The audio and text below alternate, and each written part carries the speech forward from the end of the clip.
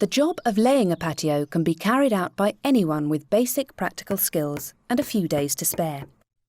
If you're laying the slabs next to your house, then the surface of the patio must be at least 150 millimetres below the level of the damp-proof course, otherwise you could be creating damp problems in your home. Begin by transferring your paper layout to the site and mark out where the patio will be. Use wooden pegs and string to mark the levels. The patio should have a very slight slope to one side to stop water sitting on the surface. Remember, you need to create an area that will accommodate the thickness of the base, the mortar and the slab, which will be around 150 millimetres.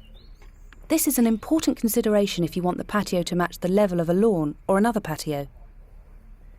You now need to lay the sub-base stone chippings that will be the base for the patio. You'll find it more convenient and cheaper if you arrange for the sub-base stone to be delivered in bulk to your home.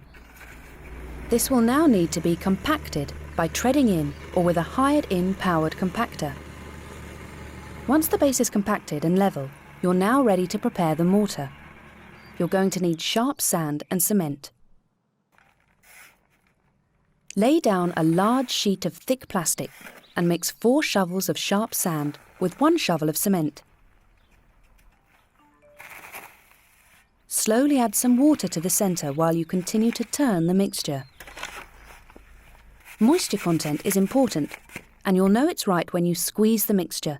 It shouldn't crumble or ooze water.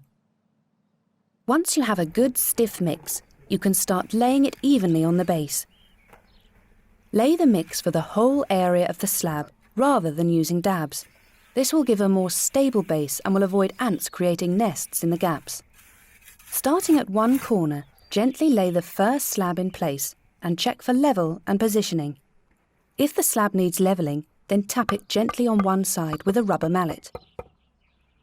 Carefully lay the next slab, allowing space for the pointing, and check for level. There are spacers available to help make sure that the spaces between all the slabs are the same. Continue laying the slabs for the rest of the patio.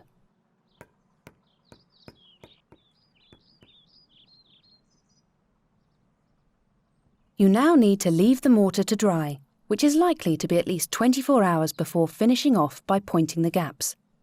For pointing, you'll need a slightly moist mix of 3 parts building sand to 1 part cement. By not making the mix too wet, you should avoid any cracking when it dries out. Carefully apply the mix to the gaps with a trowel and pointing iron to push the mortar mix into the joint and create a rounded profile.